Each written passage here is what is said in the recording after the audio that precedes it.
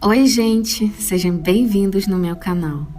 Eu sei que a minha maquiagem não parece igual nos dois lados do rosto, mas tudo isso é para mostrar para vocês o que o uso de técnicas diferentes pode fazer com a sua maquiagem.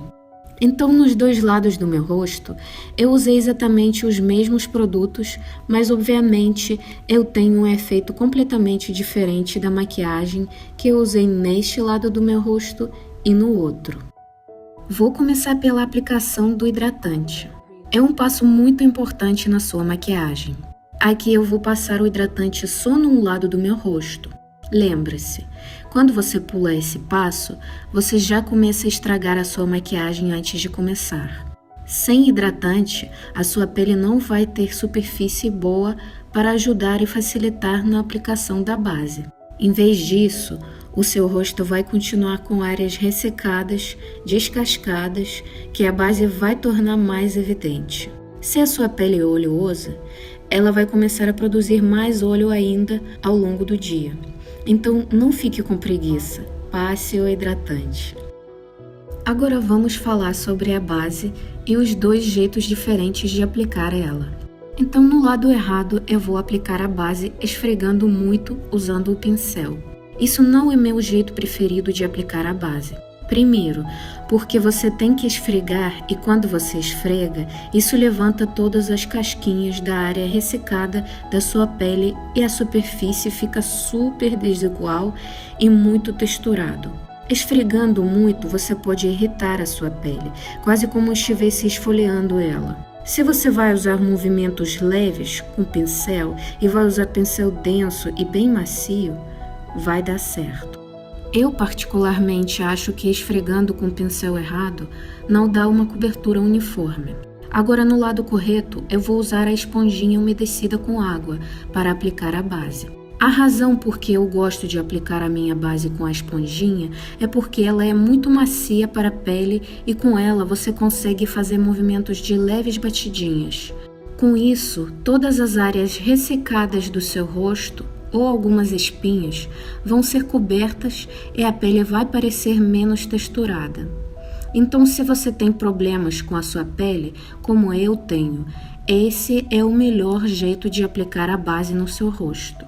E não esqueça de levar a base para o seu pescoço, para não ter o efeito de máscara. Outra coisa que você tem que evitar a fazer é aplicar o corretivo somente na área da sua olheira. Quando você aplica ele somente na olheira, você acaba marcando a área debaixo do olho mais ainda. Em vez de levantar o seu olhar, você faz ele parecer mais pesado. No outro lado, eu aplico o corretivo no formato de triângulo. Isso ajuda a iluminar a área debaixo do olho e visualmente levanta o seu olhar. A coisa muito importante que você precisa fazer, principalmente se você tem a pele oleosa, é selar o corretivo e a base com o pó. O pó pode ser compacto ou solto translúcido, a sua escolha. Mas sempre lembre, aplicar o pó ou com pincel fofinho ou também com a esponjinha sempre dando batidinhas de leve, sem esfregar. Aplicar o pó ajuda na durabilidade da sua make, transferência de base e na segurança de oleosidade também. Agora eu vou começar pelo contorno. O contorno pode se tornar em algo horroroso quando você não sabe como aplicar o produto correto. Agora eu vou pegar o pó sem tirar o excesso e vou fazer uma linha reta da orelha até a boca. Outra coisa que eu vejo algumas pessoas fazendo, e eu também fiz isso até pouco tempo, é aplicar o bronzer na testa na área do templo, indo com muito produto sem esfumar bem. Pessoas contornam a sua mandíbula no lugar errado, levando o contorno muito para cima, criando um efeito de máscara no rosto. No outro lado do meu rosto, eu vou usar o mesmo pó, mas com a forma de aplicar diferente. Eu vou tirar o excesso porque eu vou precisar bem pouquinho do produto. Então, o que eu vou fazer? Eu vou tentar seguir a sombra natural do meu rosto, mas eu não vou criar essa linha diagonal reta. E como você pode ver, eu aplico com muito cuidado e com pouco produto. O seu contorno tem que ter a aparência de uma sombra macia. Eu começo pelo topo da minha orelha e tento deixar o espaço de 2, 3 dedos antes de boca começar. Ok, eu tenho o meu contorno aqui correto e ele é completamente diferente do outro. Agora vamos para a testa. Eu vou usar o mesmo pom, mas eu tento aplicar ele só na linha do meu cabelo e, de novo, com muito pouco produto no pincel. A razão por que a gente faz isso é para que a área central da nossa testa fique mais clara e vá para frente, e a área por volta fique mais para trás.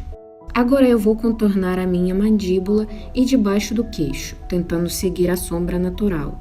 O que eu faço é que eu aplico o bronzer exatamente embaixo da minha mandíbula e, de novo, com pouco produto, para dar a definição para o meu rosto. E também vou aplicar debaixo do meu queixo. Isso é bom fazer para quem tem esse queixo duplo, isso dá a impressão de um rosto mais magrinho. Falando sobre o contorno, vamos falar sobre o contorno de nariz. Eu vou usar o mesmo pó que eu usei no resto do meu rosto para contornar.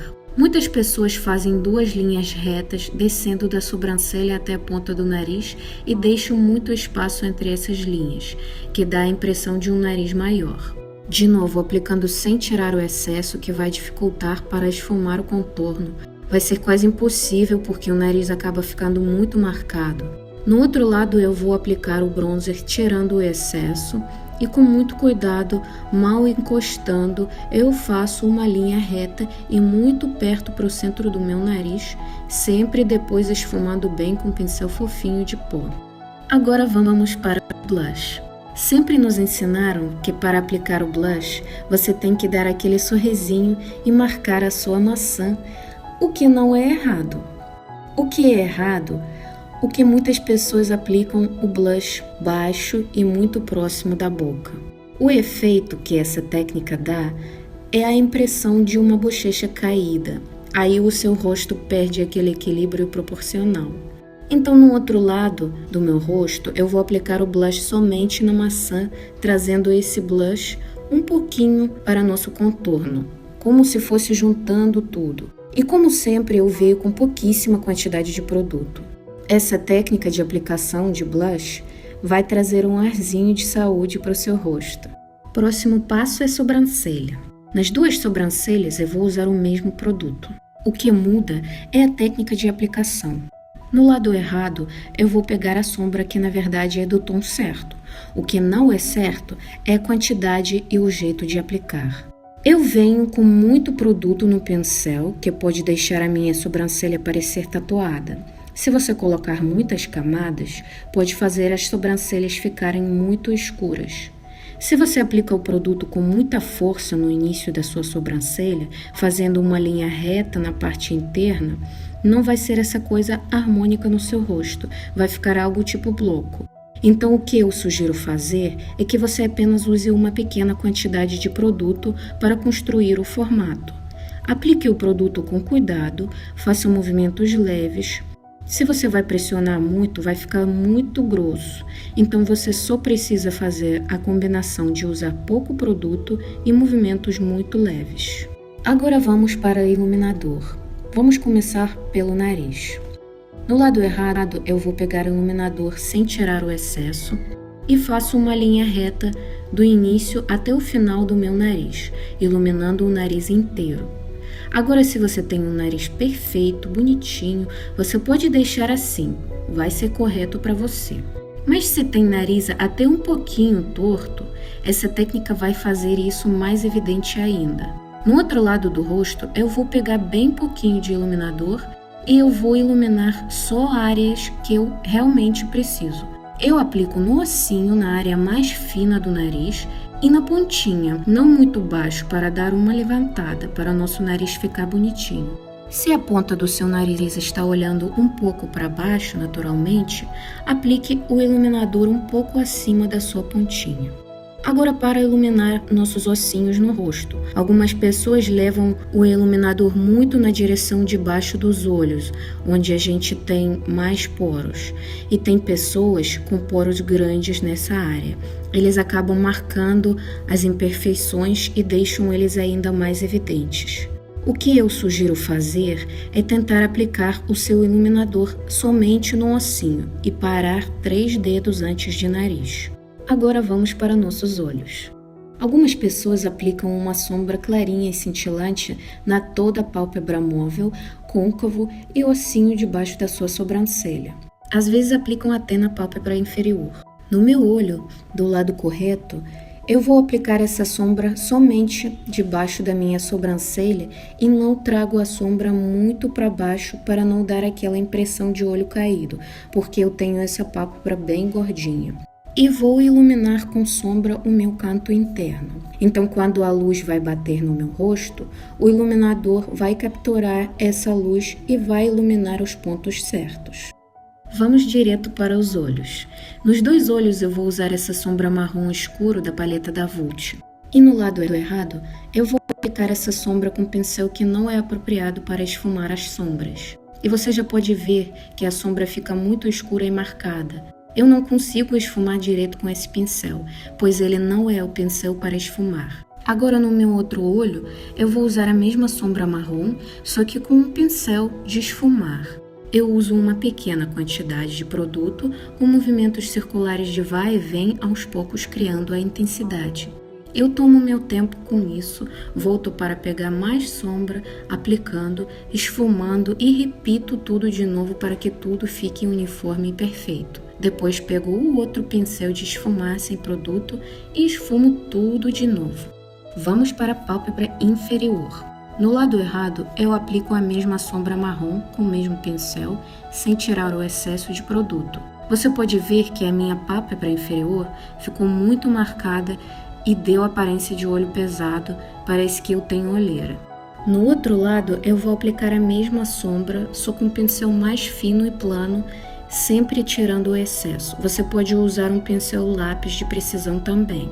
Depois eu volto com o pincel de esfumar e esfumo a sombra da minha pálpebra inferior para que tudo fique uniforme.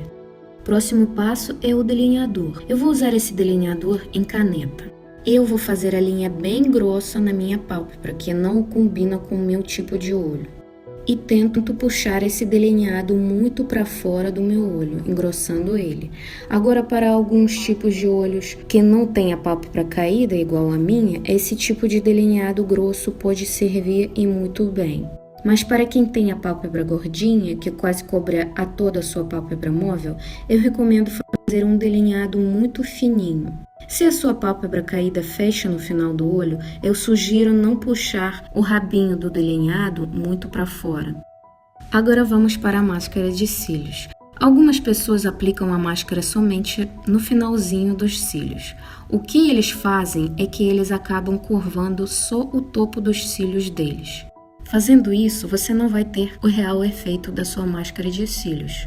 Então, no meu lado correto, eu vou aplicar a máscara na raiz até o topo dos meus cílios, fazendo movimentos de zigue-zague. Usando essa técnica, eu vou curvar e levantar os meus cílios. Eles vão parecer mais longos e mais cheios. Algumas pessoas gostam de usar o lápis preto na pálpebra inferior deles. Eu não tenho nada contra isso. O que eles podem fazer errado é não esfumar esse lápis e deixar ele assim, que vai dar aparência de olho muito pesado e caído. No outro lado, eu vou aplicar esse lápis na minha linha d'água superior. Isso vai ajudar a esconder as áreas não cobertas da máscara e delineado e também dá a impressão de cílios mais cheios na raiz. Para finalizar os olhos, eu vou aplicar os cílios postiços da mesma marca, do mesmo tamanho e modelo. Só que no lado errado, eu vou aplicar os cílios sem cortar eles em um tamanho ideal para o meu olho.